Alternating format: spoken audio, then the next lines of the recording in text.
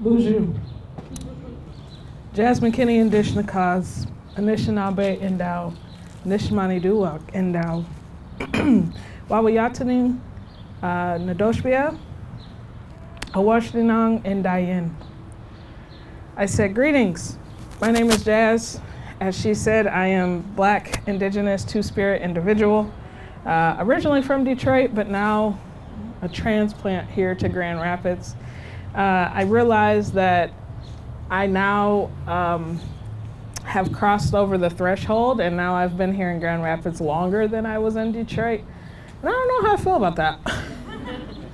But here I am in Grand Rapids. So, yeah, thank you for including me today. And you know, it's a beautiful morning, and yeah, I love the son being a paid actor. That was great. That was like perfect timing right there.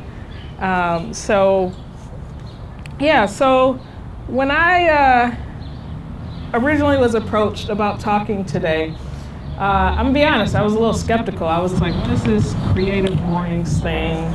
But also, it's Pride Month, right? And it's by far, speaking of paid actor, goodness, it's by far my busiest month and busiest time of the year. I feel like June is that time that I walk around and I have like a sticker right here that says, I'm queer. Glad you noticed, hi. And then somehow magically that sticker like falls off June 30th, and then like, you know, it's like, I mean, I still get contacted, of course, but it's like all of a sudden it was like, So, I was like, do I really want to add one more thing to my plate in June, when especially right now, like she was like June 10th, and I was like, ooh, that's literally a week before Pride Fest. Ooh, that's a bit much. But that's okay. I received so many requests to come speak or do a training during the month of June that, other paid actor there. It's like a stalker. I do deny most requests in June though, because it's like, hey, I do exist the other 335 days of the year. So I'm glad I had that talk with Kelly to make sure that this wasn't like a, oh, hey, it's June, can you be gay? And we had a great talk. But then, the more she talked about Creative Mornings and what it stood for, I mean, I was intrigued. And then she told me the theme. She was like, the theme is wilderness. And I don't know about y'all, but when I think of Pride Month, I don't think about wilderness. I was like, wilderness? Like, what am I supposed to do with that? So then I started, you know, she kept talking, and eventually I started drowning her out. Sorry, Kelly. But I was like, how can I connect wilderness to my life, basically? And then, of course, as it normally goes with me, I started actually like coming up with tons of ideas. I started to think about just how, like, what does wilderness mean to me first? That's kind of where I started. Like, what does it even mean to me? So I started picturing, like, being in a place kind of like this, being surrounded by trees. But when I first pictured it, I was alone, right? Like, I wasn't having like 30 people staring at me while I talked. I was definitely alone. But I was like, okay, so I'm in some trees, like maybe a forest, like the sun is peeking through, kind of like it is now. But it's just me. Like it's just me and my thoughts. Like, how many times do we have that where it's like just you and your thoughts, and you're kind of like, okay, all right, here we are, right? Kind of like the poem, right? It was like, I'm in the shower, like just thinking. So then I started also thinking about the word wilderness, and I was like, what does that mean to me? And I kind of like, I got stuck on the word wild, right? So kind of like chaos, craziness, unhinged, that sort of thing.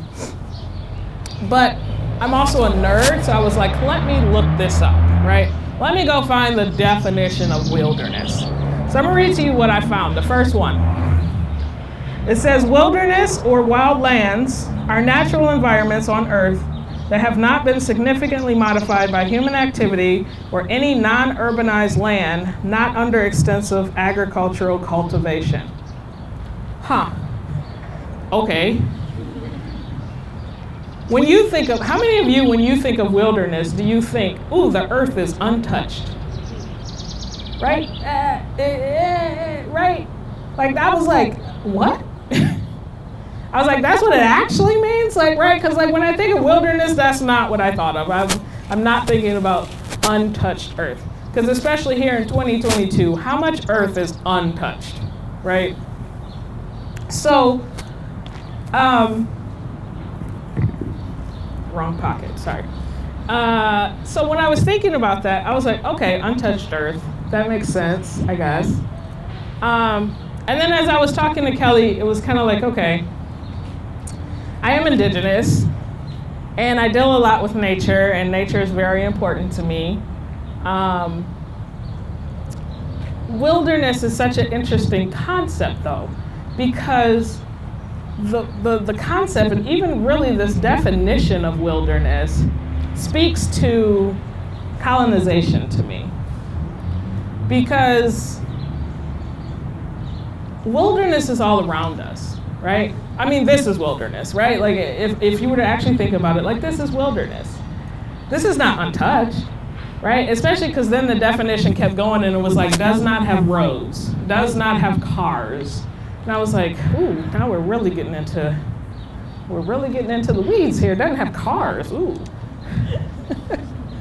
But I was like, okay. And then I had to pull it back, right? Because I'm like, I'm a nerd, right? So I was like, ooh, I'm about to define that. No, stop. Kelly's like, let it be organic. And I'm like, well, I looked up the definition. That's kind of hard. So either way. So, okay, so we talked about, like, how does that apply to me, right? Besides, like, okay, the obvious of, like, me being native, me being, like, a part of nature. And then especially for me as a two-spirit individual, okay, sorry, I just saw two birds fighting. Literally, they were like going down there. I was like, ooh, okay. Anyway, so as a two-spirit individual, what does that mean to me? I'm very in tune with nature, very in tune with the energy of the earth, right? And the if you will, the masculine energy, the feminine energy, and kind of that balance, right? That's kind of what it means to be a two-spirit person, if you didn't know. And so I think about how this has affected my life over time. And I think about when I was wee bit, kind of maybe Ryan's age, and how I remember knowing that I was different. I didn't know what necessarily was different. I didn't know how to describe what was different, but I knew I was different, right? Like, I knew that when everybody else was talking about, like, Michael Jackson, I was looking at Janet Jackson, right? Like, Michael's cool, but Janet, okay? So, and I remember distinctly thinking about that, like, as a kid, like, okay, what does that mean? Like, what does it mean that I'm looking at Janet and everybody else is looking at Michael, right? I was like, ooh, Michael.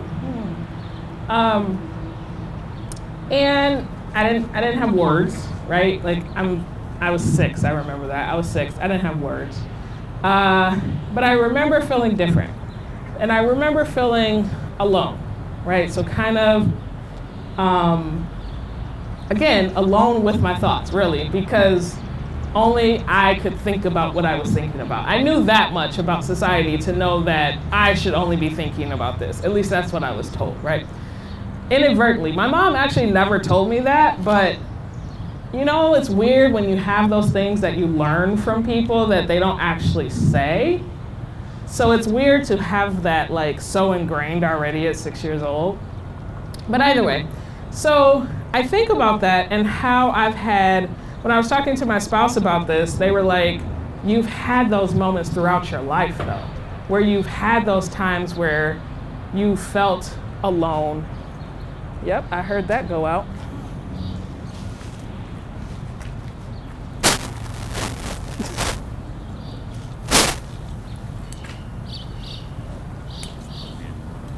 Right. Yeah, I heard it short out. I was like, what?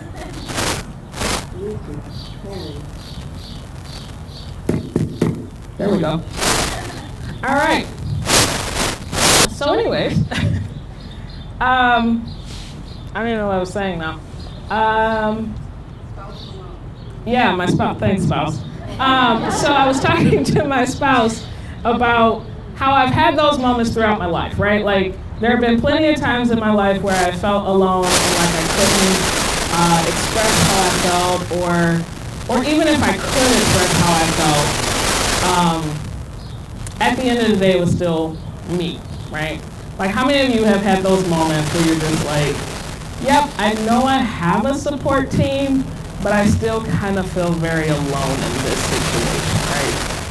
And it's not a great feeling, right? It feels kind of, like I was saying with the wilderness, like it feels, hey squirrel, it feels kind of chaotic sometimes. It feels kind of like anxiety producing. It feels just like, all sorts of things. And I think as I was thinking about this topic and what this meant to me, it was very much so like, okay, but is that it? Right? Like, do I get stuck in that? Like, do I just stay at that loneliness point?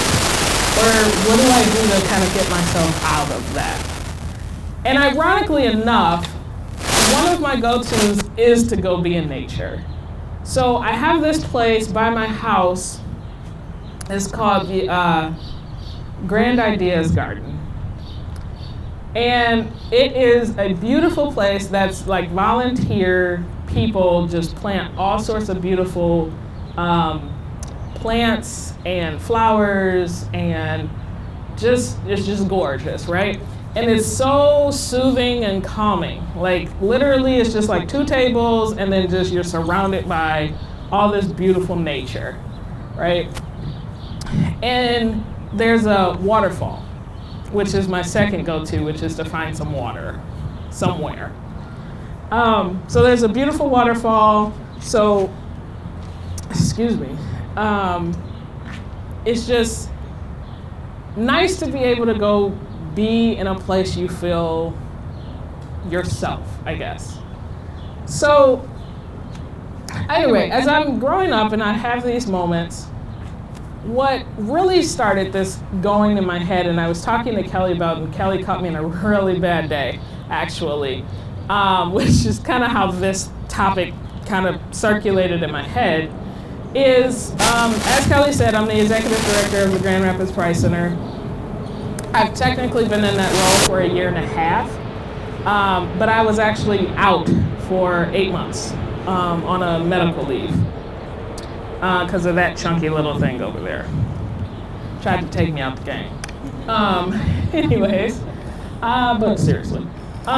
So I was having a rough moment because I've only been back since February, and it was kind of like, I got back and they were like, hey, Jazz, glad you're back. We want to help you transition in.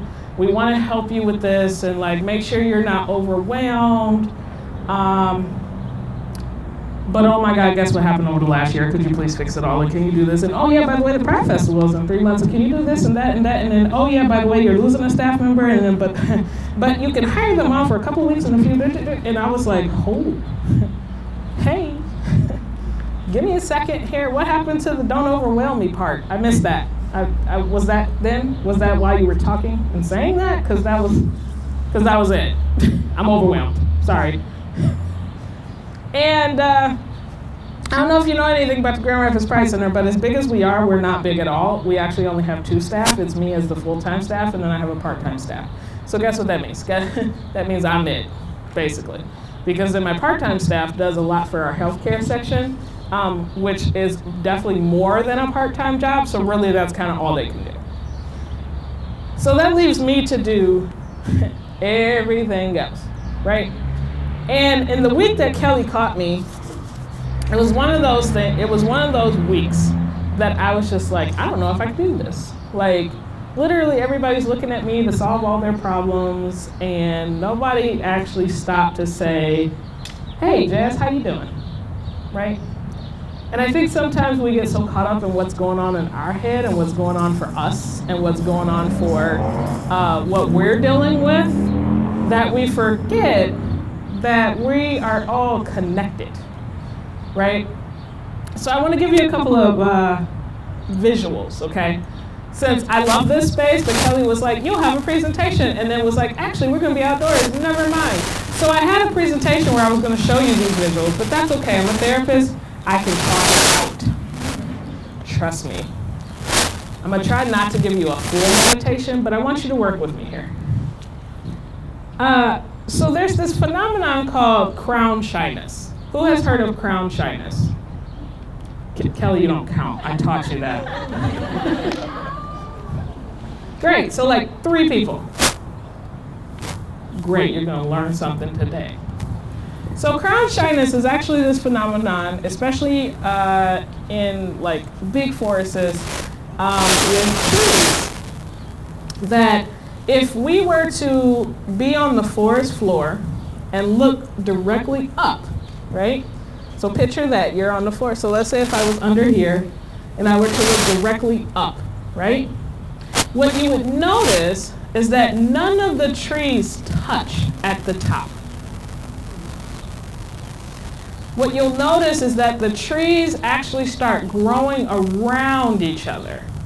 So if this tree grows in a straight line, the tree next to it is going to grow in a straight line. Because what happens is the trees realize that they have to work together. Everything is connected, right? So the trees have to work together to make sure that everybody gets what it needs.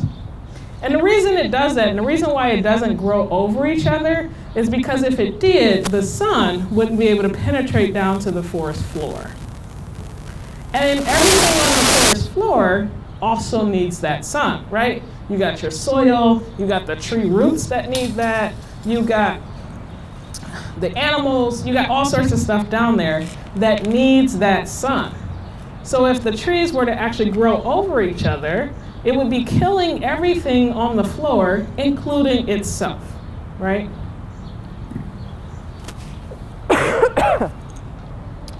Ryan, bring me my drink, please.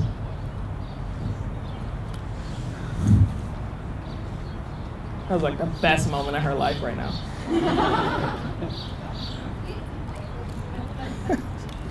Thank you. Yay.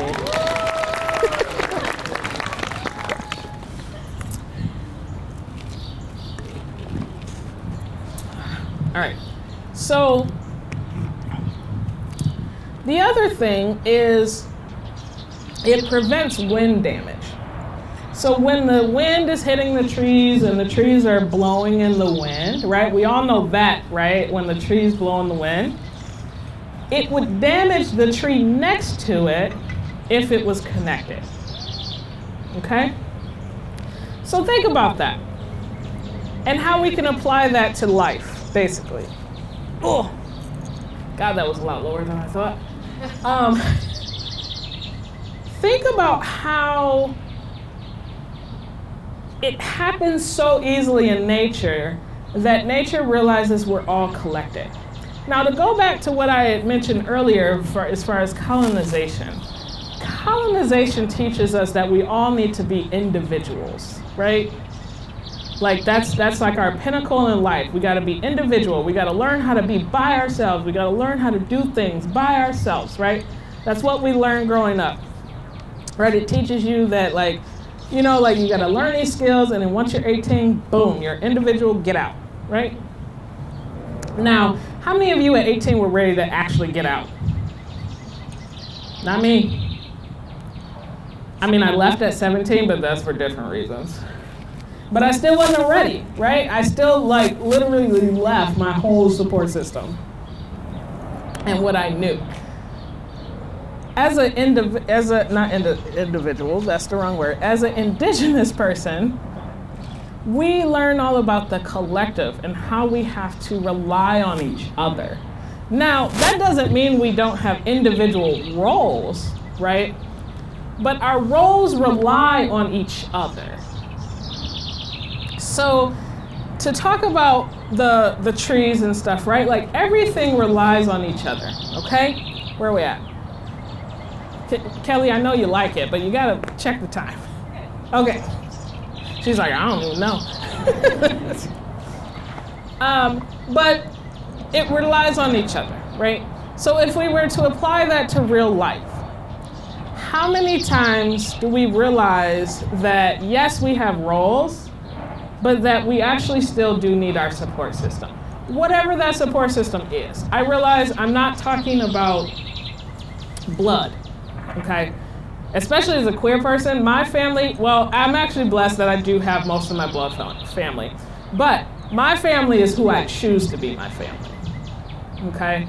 That's the great thing about being able to make choices. I get to choose who I want in my family, okay?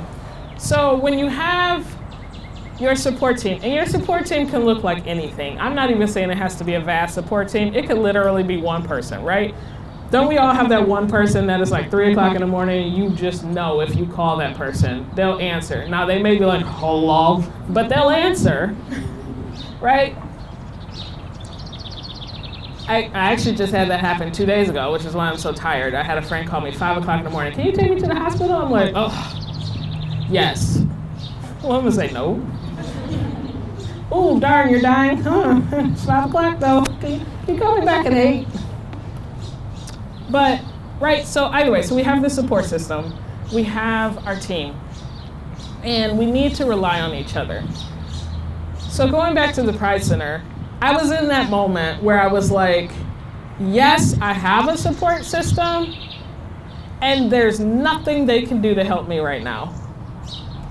And that's a hard moment to be in, especially as I just told you we need a support team. But the only thing they could do at that moment was listen. Really, was the best thing they could do is listen to me, because they couldn't make the decisions that I had to make. And so again, we all have our roles. So there are times that we still need to be individuals or do what we need to do, or for me being the executive director, right, the buck stops with me, or at least it should stop with me. And I take on that persona, and that I'm totally cool with that, right? It doesn't mean I can't rely on my team. The particular issue that I was dealing with that week, though, was I can't solve everyone's problems, especially when I have 2 conflicting problems. So the LGBT community is a very vast community, but it's a unique community in the sense that we're one of the only communities that supersede every other community.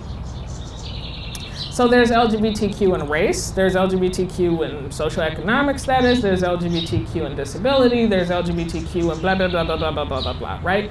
We're one of the only communities that actually are in every other community.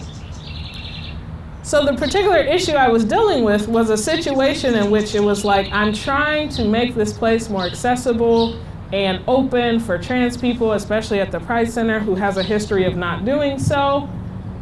And there was some non-trans people that were like, but me, what about me? And I was like, yes, and, right? Like, I need people to understand the concept of and instead of but. So if you leave here with nothing else, try to say and not but, okay? So when I'm working with the community, I want to make the place safe for trans people and cis people. Or I want to make it safe for Black people and white people. However, I am still going to center our most marginalized folks. Because if I center the most marginalized, everybody else naturally benefits anyway. So the thing is, I was doing something that was centering our most marginalized of folks, and people who aren't quite so marginalized was like, but you forgot about me. And I was like, no, I didn't. But also, they need more help than you do. So I'm trying to help everybody else, right? So that was kind of that issue that I was just like, oh my God, I'm so alone. Because like, I mean, what people gonna do, right? Like, it's kind of a phenomenon that, like, it just is what it is, right? So, either way, I told you I'm a therapist. I told you I was gonna take you through some sort of meditation type thing, right? So what I want you to do is, if you're able and if you feel comfortable, I want you to close your eyes. I want you to get comfortable. God, I wish I was in that hammock. That looks so great. I want you to get comfortable. I want you to feel your butt or your body in whatever seat you're in. Or if you're standing, I want you to feel whatever you're standing next to.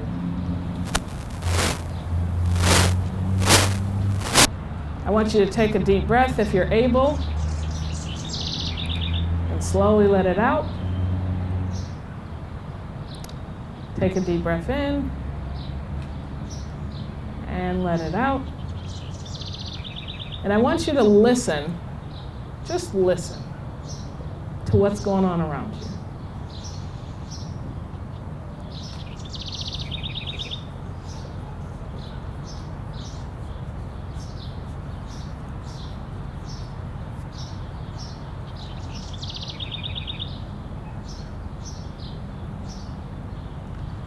Now I want you to feel just anything you can feel.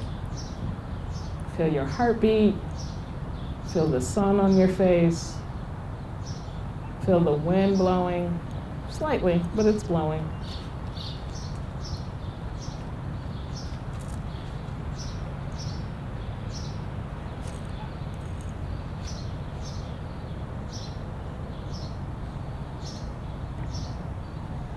And what I want you to do is I want you to hold this feeling. So whenever you're feeling down, or whenever you're feeling like you're alone, or whenever you're feeling like just the world just is on your shoulders, I want you to remember this moment. And I want you to remember that wilderness is not untouched. Wilderness is all around us. We are one with the earth, and we are connected to the earth and the energy around us, whether we're actively paying attention to it or not. I want you to open your eyes when you're able, and just think about that. About how even in our most loneliest of moments and when we feel alone, we're not. The earth is a beautiful place. And even if you don't have a support system, just know that the earth is there for you. And you can start with that, right? I hope you do get a support system, but the earth is always there. Okay? Thank you.